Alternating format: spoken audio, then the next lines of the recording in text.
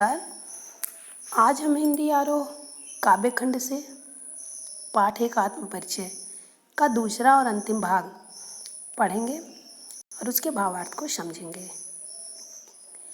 इस आत्मपरिचय कविता के कवि हैं हरिवंश राय बच्चन जी, जिनका जीवन परिचय पहले भाग में बताया गया है। आइए दूसरा भाग कविता का शुरू करते हैं। मैं यौवन का उन्माद लिए फिरता हूँ, उन्मादों में अवसाद लिए फिरता हूँ। जो मुझको बाहर हंसा रुलाती भीतर, मैं हाय किसी की याद लिए फिरता हूँ। कर यत्न मिटे सब सत्य किसी ने जाना, नादान वही है हाय जहाँ पर दाना। फिर मूढ़ न क्या जग जो इस पर भी सीखे, मैं सीख रहा हूँ सीखा ज्ञान भुलाना। तो आइए बच्चों पहले इसके शब्दार्थ को समझते हैं। यौवन मतलब युवावस्था। उन्मादों से तात्पर्य है अत्यधिक प्रेम की सनक या पागलपन।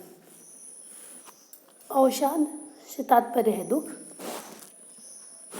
या दुख से उत्पन्न उदासी, शिथिलता और पीड़ा। मूढ़ से तात्पर्य है मूर्ख। इसमें संदर्भ लिखना है बच्चों कि प्रस्तुत पद्यांश हमारी पाठ्य पुस्तक आरोह भाग 2 के अंतर्गत आधुनिक कवि हरिवंश राय बच्चन द्वारा रचित कविता आत्मपरिचय में से अवतरित है। प्रसंग में होगा कि इस पद्यांश में कवि ने अपने जीवन को लोगों के जीवन से भिन्न बताया है। तो मैं यौवन का उन्माद लिए फिरता हूँ, उन्मादों में अवसाद लिए फिरता हूँ। इन पंक्तियों में कवि कहता है कि वह अपने हृदय में यौवन मतलब युवावस्था में उत्पन्न होने वाले अत्यधिक प्रेम की सनक को लिए घूमता रहता है। उन्मादों में अवसाद लिए फिरता हूँ। इस दुख के कारण उत्पन्न अपने मन में शिथिलता, अवसाद मतलब शिथिलता या उदासी, बेचैनी के भाव लिए घूमता रहता हूँ। जो मुझको बाहर हंसा रुलाती भीतर, मैं हाय किसी की याद लिए फिरता हूँ। यहाँ जो मुझको बाहर हंसा रुलाती भीतर मतलब कभी अपनी प्रेमिका के बारे में कह रहे हैं कि यह उदासी जो उसको कवि को बाहर से हंसा कर लेकिन अंदर ही अंदर अंतर्मन में अत्यधिक पीड़ा प्रदान करती है, रुला रही है, ऐसे किसी की याद लेकर के कवि घूम रहा है। कह रहे हैं, कहने का तात्पर्य यह है कि इस दुख के कारण उत्पन्न अपने मन में शिथिलता और उदासी के भाव लेकर जो कवि घूम रहा है, यह उदासी उसे बाहर से तो हंसाती रहती है परंतु अंतर्मन से रुलाती रहती है। मैं हाय किसी की याद लिए फिरता हूँ, कर यत्न मिटे सब सत्य किसी ने जाना, नादान वही है हाय जहाँ पर दाना। ठीक है, अपनी इस बात की पुष्टि करता हुआ कवि आगे कहता है कि वह अपने मन में हर पल किसी की याद संजोए रहता है और वही उसके साथ रहती है, उसकी यादें उसके साथ हमेशा रहती है। कवि प्रश्न करता हुआ कहता है कि यदि वह प्रयत्न करे तो क्या इन सब बातों को भूला जा सकता है? प्रयत्न करने से क्या इन सब बातों को भूला जा सकता है? क्या इस सच को किसी ने जानने की कोशिश की है? अर्थात किसी ने इस सत्य को जानने की कोशिश नहीं की है। कवि के अंतर्भावों में जो दुख है उसको जानने की किसी ने कोशिश नहीं की है। कवि के अनुसार वही नासमझ है, इसका उसे हमेशा पश्चाताप रहा है। कवि आगे कहता है, फिर मूढ़ न क्या जग जो इस पर भी सीखे, मैं सीख रहा हूँ सीखा ज्ञान भुलाना। कवि आगे कहता है कि यह संसार मूर्ख नहीं है जो इतना सब हो जाने पर भी कुछ सीखने को तैयार नहीं है, परंतु कवि स्वयं ऐसी मूर्खता नहीं करना चाहता। वह तो सीखा हुआ ज्ञान भी भुलाने का प्रयास कर रहा है।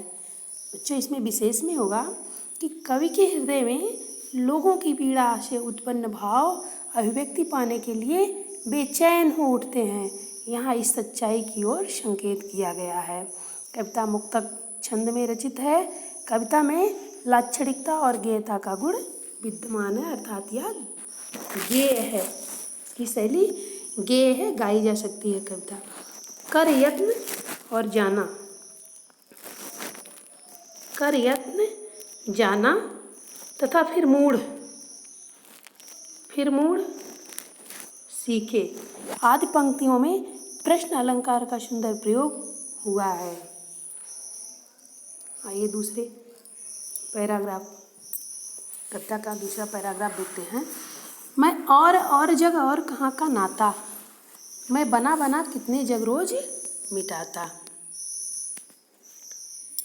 जग जिस पृथ्वी पर जोड़ा करता वैभव, मैं प्रतिपग से उस पृथ्वी को ठुकराता।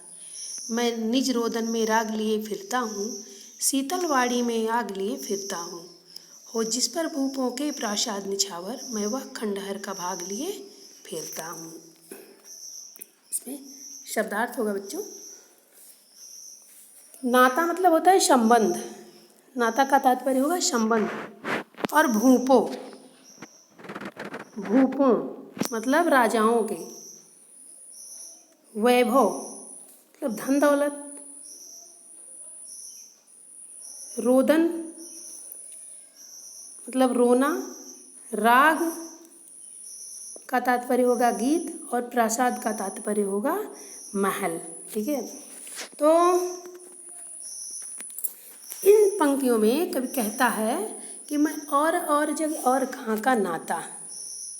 कवि कहता है कि मैं और संसार के लोग परस्पर भिन्न हैं, मतलब मैं और हूँ और संसार के लोग और हैं। तो इनका हमारा कहाँ का नाता मतलब रिश्ता है, संबंध है। इनका हमारा संबंध कहाँ का है, हमारा आपस में कोई संबंध ही नहीं हो सकता। मैं अपनी कल्पना से मैं बना बना कितने जग रोज मिटाता। कवि कहता है कि मैं अपनी कल्पना से रोज ना जाने कितने संसार बनाता और मिटाता हूँ। संसार के लोग जिस पृथ्वी पर जोड़ा करता वैभव, मैं प्रतिपग से उस पृथ्वी को ठुकराता। कवि कहते हैं कि संसार के लोग पृथ्वी पर रहते हुए हरदम धन दौलत इकट्ठा करने में लगे रहते हैं, किंतु मैं तो हर कदम पर उस पृथ्वी को ही ठुकराता हूँ। अर्थात मुझे धन दौलत ऐश्वर्य का कोई लालच नहीं है। मेरी संपत्ति तो मेरे हृदय के अंतर्मन के भाव हैं, जिसको लेकर के मैं घूम रहा हूँ। मैं निज रोदन में राग लिए फिरता हूँ, शीतल वाड़ी में आग लिए फिरता हूँ। कवि अपने विषय में बताता है कि वह रुदन में भी राग लिए फिरता है, रुदन में राग है, वाड़ी में आग है, शीतल वाड़ी में आग है, रुदन में राग है। कवि अपने विषय में बताता है कि वह रुदन में भी राग लिए फिरता है, अर्थात विपरीत परिस्थितियों का हंसकर सामना करता है। अंतर्मन में कवि के बहुत दुख है, वह व्यक्त नहीं कर पा रहा है और कह रहा है कि मैं ऊपर से हंसता हूँ। ठीक है, अर्थात विपरीत परिस्थितियों का हंसकर मैं सामना करता हूँ। कवि कहता है कि मैं अपनी शीतल वाड़ी में भी आग रखता हूँ, मतलब वाड़ी मेरी शीतल है लेकिन अंदर उसमें आग ही भरी हुई है। अर्थात मेरे भावों की अभिव्यक्ति नए समाज के निर्माण हेतु शक्ति का काम करती है। हो जिस पर भूपों के प्रासाद निछावर, मैं वह खंडहर का भाग लिए फिरता हूँ। कभी कहते हैं कि मैं उसी खंडहर का भाग लिए हुए हूँ जिस पर भूपों के प्रासाद मतलब राजाओं के महल न्यौछावर हैं, जिस पर राजाओं के महल न्यौछावर हैं, मैं उसी खंडहर का भाग लिए हुए घूम रहा हूँ। कवि के कहने का भाव यह है कि खंडहरों में निवास करने वाले गरीब लोग ही उसकी अभिव्यक्ति का विषय हैं। तो यहाँ विशेष में होगा बच्चों कि यहाँ कवि ने साहित्यकार के जीवन को सांसारिक लोगों के जीवन से भिन्न बताया है। बना बना जो इसमें है, बना बना, ठीक है, बना बना में पुनरुक्त प्रकाश अलंकार है और प्रतिपग में प वर्ण की आवृत्ति एक से अधिक बार हुई है, इसलिए यहाँ अनुप्रास अलंकार है। कविता में लाक्षणिक शब्द शक्ति और गेयता का गुण है। कविता गाई जा सकती है, गेय है। इस पद्यांश में कवि की बेचैन और व्याकुल मानवता के प्रति सहानुभूति व्यक्त हुई है।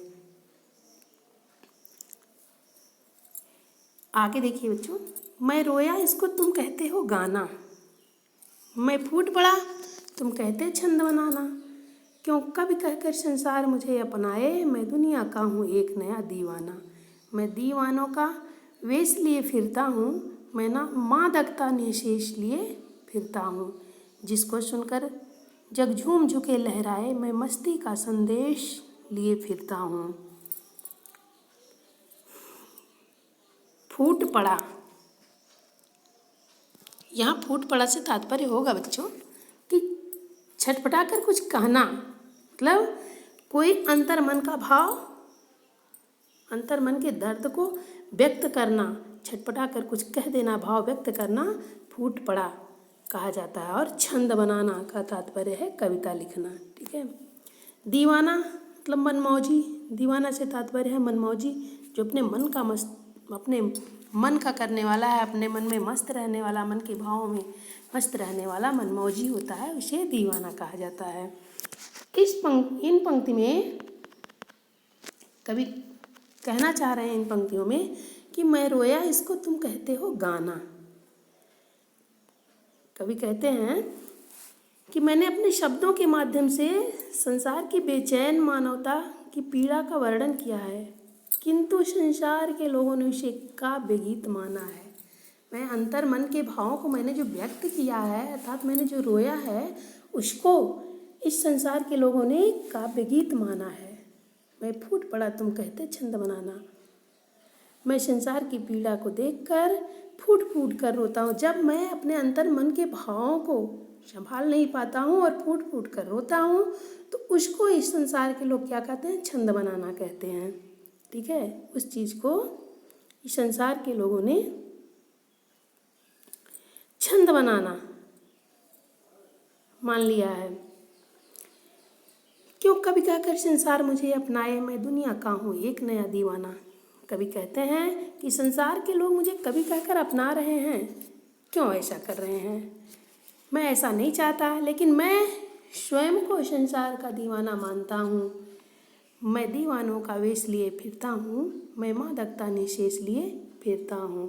कभी कहते हैं कि मैं दीवानों की तरह हमेशा अपनी ही मस्ती में मस्त रहा करता हूँ, दीवानों की वेश बना करके घूम रहा हूँ, मतलब अपनी ही मस्ती में मस्त रहता हूँ, हमेशा घूमता हूँ। मैं अपने हृदय में मादकता मतलब मस्ती रूपी नशा लिए घूम रहा हूँ, ठीक है। किसी के याद की नशे में मैं हमेशा घूम रहा हूँ, जिसको सुनकर जग झूम झुके लहराए, मस्ती का संदेश लिए फिरता हूँ। मेरे भावों को सुनकर संसार के लोग खुशी से झूम उठते हैं, मुझे कवि मानकर मेरे सामने नतमस्तक होते हैं और मेरी प्रशंसा करते हैं। कवि कहता है कि मैं सभी को अपनी कविताओं के माध्यम से मस्तीपूर्ण जीवन यापन करने का संदेश देना चाहता हूँ, वही संदेश लेकर मैं घूम रहा हूँ। यहाँ विशेष में होगा बच्चों कि मैं रोया इसको तुम कहते हो गाना। यहाँ रोया और गाना और फूट पड़ा छंद बनाना, इन पंक्तियों में विरोधाभास अलंकार है, इन पंक्तियों में विरोधाभास है। कविता मुक्तक छंद में रचित है। कवि का काव्य उपदेश प्रधान होता है। यहाँ कवि ने इस ओर संकेत किया है, सहृदय ही कवि बन सकता है, अर्थात जो हृदय स्वरूप है, जो सहृदय है, वही कवि बन सकता है। इस सत्य की ओर इस कविता में संकेत किया गया है। हम उम्मीद करते हैं बच्चों जितना हमने समझाया आपको समझ में ज़रूर आया होगा। धन्यवाद बच्चों।